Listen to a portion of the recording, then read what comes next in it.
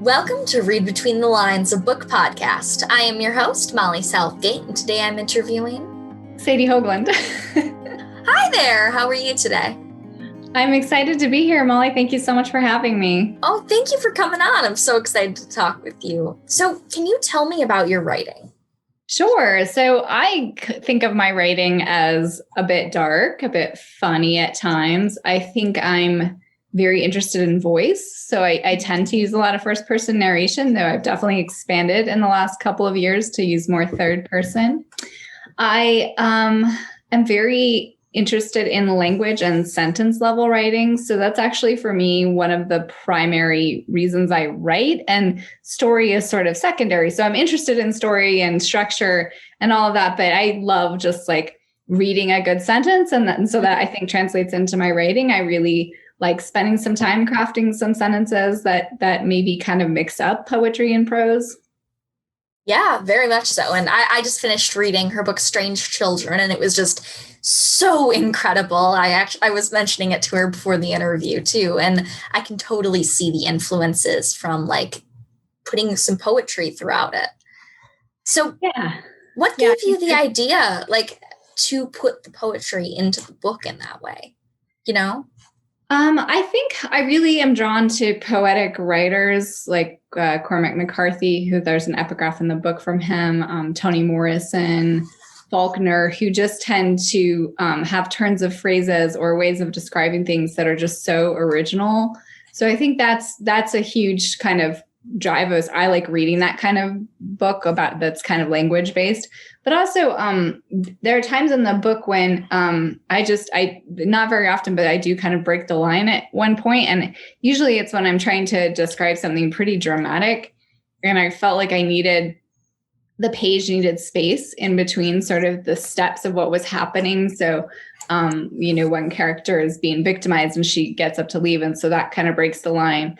And another time a character is describing her desire to kind of transcend into some more spiritual being. So that's the time when I break the line. So I think there were times when just the content of the work felt like it was kind of spilling over the form of prose and it couldn't contain it anymore. I had to kind of give it a little bit of space.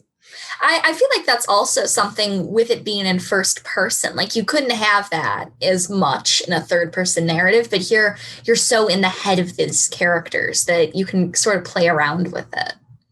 Yeah, and I think so. And I think that's a really nice way to put that. Like there's something about they are telling a story, and there are these times when we get kind of caught in language, like we kind of pause because we're trying to describe something difficult, and we kind of it's almost representative of the kind of silences, the kinds of things we can express through language.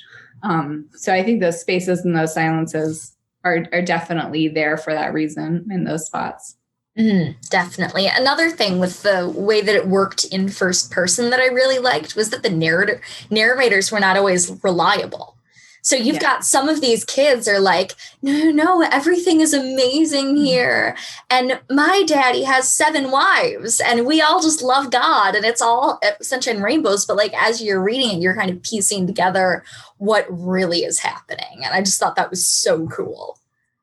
Yeah, I think that's one of the things that I really liked about that structure is that it allowed me to play with truth and whose truth is the capital T truth, if there is one, right? And what that even means. And, I think a lot of them, I think they all think of themselves as reliable, but when you put them all together, there starts to be this kind of tension between all of these different narratives and what they're all seeing doesn't always add up completely. You're right. Very much. Yeah, I felt that a lot. So there's something interesting that I noticed during the book that I want to hear your thoughts on and like how you decided on doing this. It is mostly told through the perspective of the children, except for, I believe, one character who's also very much like an outsider. Where did the decision-making process go into that? And like, which perspectives did you want to tell from? Sure. I think I started that way just because I started this book as a short story, and Emma was the first section I wrote. And I was like, oh, there's a little story there. And then I was like, oh, I want to write another section. I want to write her sister, Anna Lou. And then, oh, I want to write her brother, Levi. So some of it was very organic.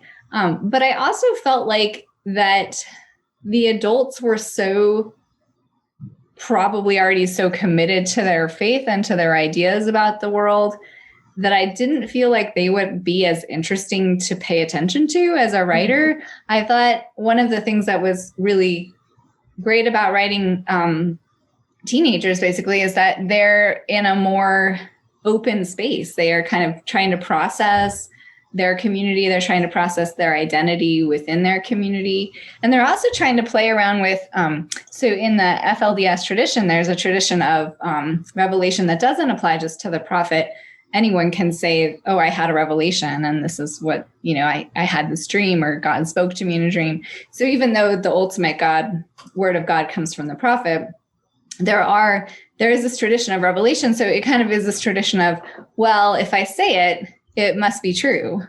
So they're kind of playing with that. They're kind of coming of age and starting to say, well, and this comes a lot up with Emma and Levi, who both sort of commit what would be kind of considered sins and what would be considered sins in their community. But they sort of use that, they kind of try to appropriate that technique to say well, but I think God wanted me to do that. So it's okay. So I think that some of the moral ambiguity and confusion and some of the helplessness too, to be super honest, with some of the characters was better rendered through children. And then once I started that way, I felt like to give an adult a voice would be too much.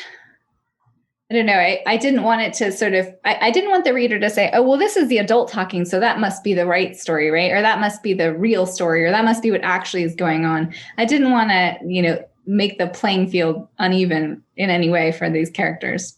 Mm-hmm. And well, as I was reading it too, the character who's the only, I believe, adult narrator of it, Cadence, when she comes on, at first I was thinking like, oh no, she's not, like, she's from the outside. Maybe she'll be like, oh wow, this is all so messed up. And I was like, oh wait, no, she's also in this. And it's got some really interesting twists and turns in that way. And it really caught me off guard. Yeah, I think Cadence is interesting. She's still very young, but she's definitely, in her, I think 19 or 20. And so she is definitely kind of in that space of still finding herself, but she's also someone who very quickly realizes that, this is safety. And this is the first time I've had safety. And that's the most important thing. And I don't think we think a lot about that when we think about the FLDS communities. We don't think, oh, this is a safe place, but certainly, one of the tendencies of cults, and we can talk about the ways this is and is not a cult, but one of the tendencies of cult is to kind of prey on the more vulnerable people in society, right? That don't have, a support system to fall back on, that don't have anywhere else to go. So I think Cadence fits into that pattern as well. But, she's also like, I can do this because it's food on the table. It's a warm and safe place. I'm not being abused. So. Well, yeah. And well, you just mentioned too, how we can talk about how it is and is not a cult. Do you want to elaborate on that? Sure. So I think that I'm super fascinated with cults. So I've done a lot of reading about other cults and not just kind of the FLDS. And I think it does follow a lot of patterns of cults in the sense that you have it's really difficult to leave, right? It's really a hostile environment to outsiders. It's a really insulated culture, and it also relies, and increasingly the FLDS community under the reign of Warren Jeffs, who he's no longer in power, but debatable. We could talk about that, but he continually limited the kinds of information that people had, and that's a really common technique of a cult leader, right? Like limiting the information that they can have or get. So like no newscasts or no, certain books aren't allowed, or, so that the only source of information about the world is coming from that leader, right? And you have like the prophet, which is a lot of cults follow sort of one male or one female or a couple. So you have that kind of really uneven balance of power where there's just one person who's kind of the gravitational pull of the whole community, and their desires and moods are affecting the whole community. So that's definitely true here.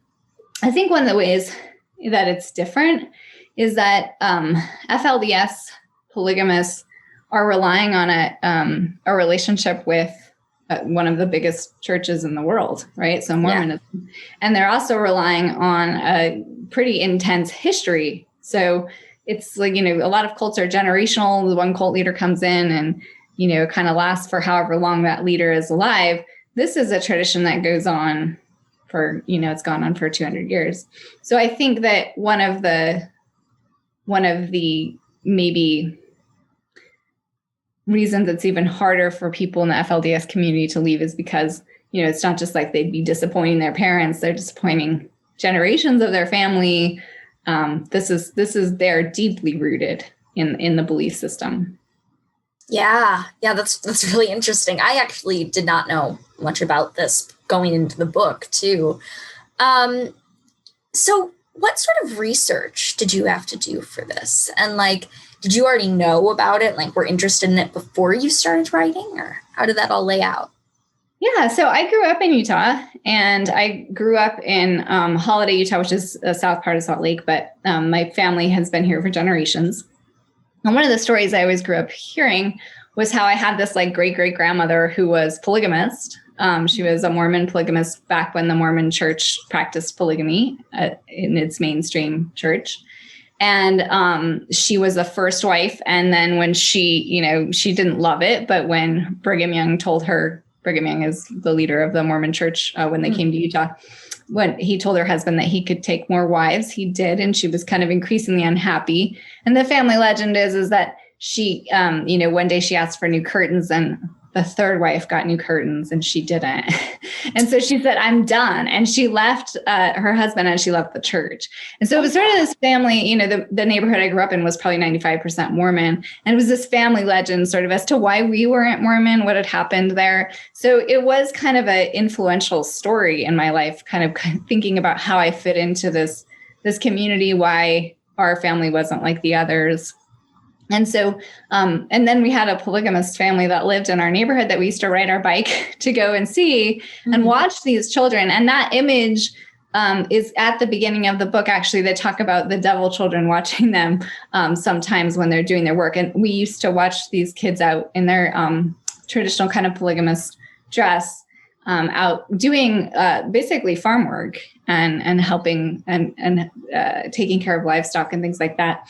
We used to just ride our bikes and sit around and watch them, and we'd want to talk to them. But they were really isolated from us, even though they were in the same neighborhood.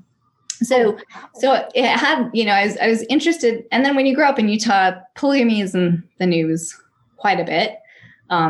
Just there's always something happening, or some, kind of new law or new movement to counter FLDS communities. So I think I just kind of grew up thinking about it a lot. And then when I started these stories with these voices that were young polygamists, and I kind of kept writing them. And then at one point I was like, I probably should do a lot more research if I'm going to get serious about this project. So I watched a lot of documentaries. If people are interested, The Sons of Perdition is a fabulous documentary about young men who have been kicked out of the FLDS community. Sounds really interesting. I'm definitely gonna check that out after this. Yeah, it is. It's really fascinating, and you'll probably see some. Maybe you will, but some of the characters in that documentary I very much think of as in conversation with Jeremiah, even though he's his own person and he commits a crime and they don't. But some of the language and their attitude and things like that really reminded me or influenced my creation of Jeremiah. There's another book, of course, a lot of people know about John Krakauer's Under the Banner of Heaven, which is a intense investigative journalism about the FLDS community. But there's a man named Sam Brower who helped him write it, who is a private investigator who then wrote his own book called Prophets Pray. And Brower does a lot of advocacy work still, where he helps people to exit the community and to start life on their own, and kind of weave through the legal complications of that. And so his book is wonderful. And then eventually I got on social media and found some young men who had been exiled from the FLDS community of Colorado City. And I started kind of asking them questions. And then I went down to Colorado City and met with one of them and paid him to drive around the city or the town basically in my car with me and explain everything, like what every building was and what things were like when he was growing up and how things had changed. Things changed tremendously for that particular community when Warren Jeffs went to prison. But so it was really fascinating. And that, you know, a lot of the stuff that's in the book, the landscape is really similar. I definitely think of Redfield as its own community and the characters as their own community. And even this version of FLDS as its own community. So I definitely think of it as a fictional world that has a relationship with reality. But you know, a lot of the things he told me didn't necessarily end up literally in the book, but it was more just like his attitude and his, you know, the fondness for growing up and the nostalgia that he had for his community that I think made it into the book more than anything else. What you just mentioned there too, that like that sort of nostalgia almost was something so fascinating that I noticed, especially, I don't want to spoil the characters. I mean, you know, but for our listeners, but there are some characters that I was like, no, you're out now. You should be happy. You should be excited. And they weren't. And I was just, and it really caused me to have like this test in empathy almost for them, realizing, look at this situation. Because it is, at least the Redfield that you write about, it has a lot of cult things to it. And it's just something that I really enjoyed, like to test myself in hearing about. So you are a professor, correct? Yes. Yeah. So how did your work as a professor affect your storytelling and your writing? That's a great question. I think it affects it in a few different ways. First of all, in a very just basic way, I write, you know, I give my students prompts at the beginning of class sometimes, particularly towards the beginning of the semester when we're kind of trying to generate work. And I always make a rule for myself that if I'm going to give them an in-class writing prompt, I have to do it myself. So I can remind myself how hard it is to think on the spot like that. And so sometimes I'll like find one of those prompts and I'll be like, oh, this is useful. I'm going to take it home and see what I can do with it. So that is a very sort of concrete way. But I think they also influence me in the sense that their excitement and their, you know, the kinds of questions they're asking are always good ways for me to remind myself about why I do what I do. Like, oh, this is exciting. It is fun. It is hard work, but it's a lot of fun, and kind of reminding myself of where I've been as well. I see a lot of students that get really excited to start stories and then not so excited to finish and revise them. Oh, yeah. I remember that feeling really well. And I remember how long it took me to kind of find not just the discipline to finish and revise, but also the kind of the way in which that's joyful as well. And so I think that is always a good reminder for me. I think one of the things that, you know, just sometimes a student will come and just be asking questions about another student's work. And I will think, wow, that's a really good question. Like, that's a really good investigative question about fiction. And so I'll take it home to my own work and say, like, oh, they were asking about, you know, whether these characters, you know, reach us in the deepest parts of our soul or something, you know, and like, okay, that's kind of sounds cheeseball, but I'm going to take it home and think about that a little bit. So I think that, you know, I'm very much someone who thinks that teaching is a two-way street, that you learn a lot from your students as well. And I, you know, it's just fun to be able to talk about writing and to see what people are working on. Yeah. Oh, that's great. So back to Strange Children. The book uses no quotation marks. Where did that decision come in?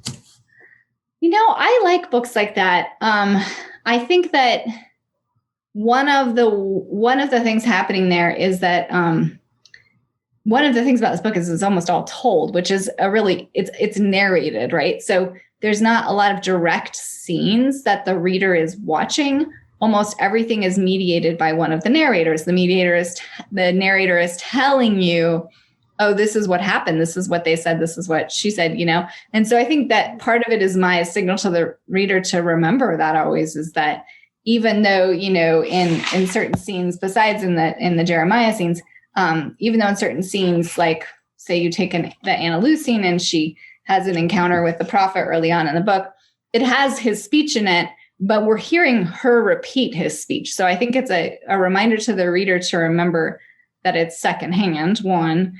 But too, yeah, I've liked that format. It can be, I think, a little bit confusing, but I think it fit the structure of the book the best when I tried around with putting quotation marks in Jeremiah, and it just made his narration look even different. It's already different because it's third person for the listeners that haven't read it yet, but it just made it look even more outside than I wanted it to. So yeah, I think that's kind of how that came to be.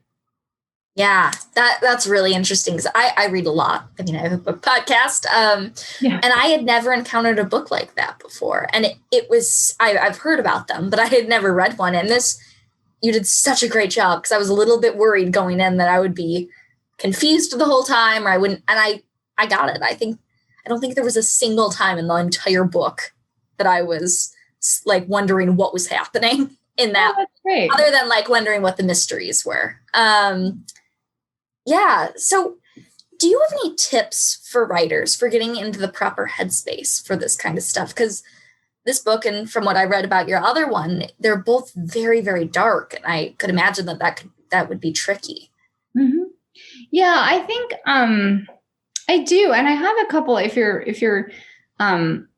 listeners are interested, they can check out my website, sadiehoagland.com. And I have some article links on there because I've written about this a little bit in Writer's Digest, for example, different ways to kind of deal with really difficult subject matter. Because my first book is about grief and trauma too. Mm-hmm. And so in response to writing that book, I wrote a lot of sort of craft essay type things on thinking about this question. I think that the biggest sort of advice I would have about that is just to sort of take a break when you need to take a break. For me, the darkest part of this project was actually the research. My characters were, I knew what was going to happen to them pretty early on, so I didn't feel like it wasn't a huge surprise. There wasn't, I was thinking when I'm sitting down writing, I'm thinking a lot about that sentence level language, and that, keeps me afloat. But the research into the FLDS community, which has fallen or, has hit some pretty low points of systemic abuse over the past couple of decades, and reading about that, that was really probably the most difficult. And sometimes I would just say, I have to take a break from this. Like, I don't want to think about children, like real children, right? Not just fictional characters suffering in this way. So I would have to just kind of take a break and maybe work on a different project for a little bit, or just go back to my sentences and say, okay, I'll engage in the research at a different time. So those breaks, I think, are really important in practicing self-care when you're writing things like this. I also think just, this is more related to grief and trauma, but not being afraid to put everything on the page that you actually feel. I think we're sort of taught that, okay, when you feel grief, it's this feeling, it's depression, it's anger, it's denial. But there's also a lot of other feelings too. There's sometimes relief if someone's been suffering. There's moments of humor when, you're trying to negotiate, all of the things that happen after a death, or you're thinking about something funny that happened when the person was alive, and just to let those feelings come through as well, so that they can kind of remind you of the complexity that grief isn't just one emotion, it's many. So I think that, for me, getting into the proper headspace in writing in general is about turning my mind to it and not waiting for it, but saying, okay, I'm going to turn my mind right now to sentences and to words, and to focus on those and let those be sort of the breath I need in this difficult subject matter. And I like walks too. I think walks are huge. Like, taking a walk, thinking about the writing, thinking about what you want to do with a sentence, with a passage, with a scene, with a poem is really important for me to do before I'm actually at the computer, right? So I think that helps too. But I think, for me, I like reading dark things too. So maybe I'm not like as sensitive as other people, but I also am hesitant to say that because I also feel very deeply. Like I cry a lot at movies. Like I'm not like a callous person in any way. I like reading and watching dark things, but I don't cry at them. So now I'm a little worried. No, don't be worried. No. Yeah, I don't think I did when I was younger either. I don't know why. I feel like maybe it's just the pandemic this year. I just, sometimes like a car commercial comes on, I'm like, oh yeah. Yeah, it's random ones for me. There was one time I was like watching White Christmas or something, like this random movie, and I just started crying at the beginning. I was like, okay, this is what it is now. And then I read like everything and like, and it's like, no, nothing, but continue. Sorry. No, yeah. So I think that the other thing I would say about it, if you're writing something that's really upsetting you, maybe it's not the right project, right? Like I'm kind of in this space now where I wanted to do a project that was in conversation with the kind of fad of true crime. And so I've been doing a lot of research on true crime. I like true crime podcasts. And there's like a line for me though, where I'm like, oh, I don't want to go there. I'm not, some people can, follow that road all the way to the end, but there's a point where I'm like, I need to turn off right here. This isn't. So I think just knowing that space for you, there's no reason to force yourself into material that's, it's one thing for material to be serious and heavy, but if it's disrupting your life or upsetting you in a not productive way, I would say find something else to write about. Writing should be mostly joyous. Yeah, I definitely agree with that. So did you have a favorite perspective to write from? So yeah, there are 8 narrators and there are, it's so hard to, I loved writing the ghost who starts the story. Because she was so different and her sections are short and she didn't have a body. So she could do anything, right? She could like move in ways and she could see things and kind of know what people were thinking. That was really fun to free myself up that way. It was, and she can just kind of go for it. And I liked that a lot about writing her sections. Some of my favorite sections to write in the book were actually the ones that were the hardest to write. Jeremiah was hard until I figured out he'd be third person. And the reason he's third person is that because he's left the community, he has the least amount of agency. So he kind of feels like he has no control over his life. And I wanted that to come through in the narration. But so that was, once I figured that out about him, that became easier. But going back, so one of the things that happens in all of his sections is that he's both in the space of the city and living outside the community, but he's also continually going back in his mind and thinking about all, like remembering things and thinking about that world in relation to this world and what it all means and what it means for him personally. And so striking a balance between those was difficult, but also rewarding. So I think that's when you finish a book, for me, like some of those scenes that really stand out are the ones that are like, okay, that was like, I had to roll my sleeves up and be like, this is going to be a difficult one. And when Jeremiah commits his crime, which I won't spoil for your listeners, but that one is like, because of the mental state that I wanted him to be in, I wanted him to be both victim and predator in that moment. Yeah. And so because I was trying to express that and make him, both committing an act that sort of is the ultimate act of agency, but also doing so while feeling like he has no control or over what he's doing, was, that I knew was going to be like, okay, I'm going to have to sit down and really think about this.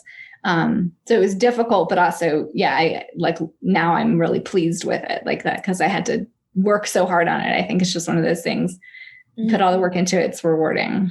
That part gave me chills too. Once again, not going to spoil, but even though it was in third person for there too, I still felt so in his head and it's like through his thoughts. So then all of a sudden I was like, wait, oh no, he is doing this.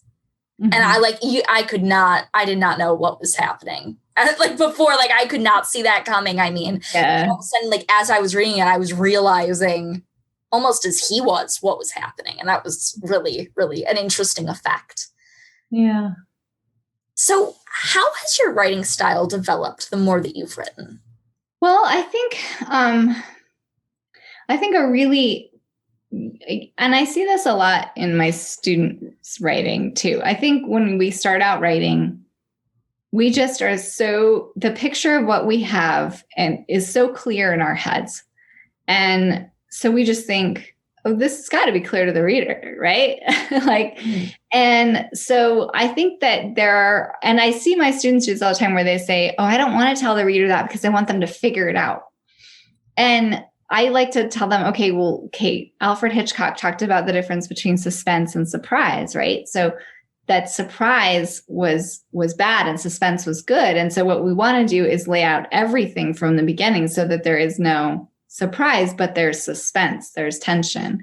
So he uses the example of, if you just are watching a movie and suddenly a bomb goes off, that's a surprise.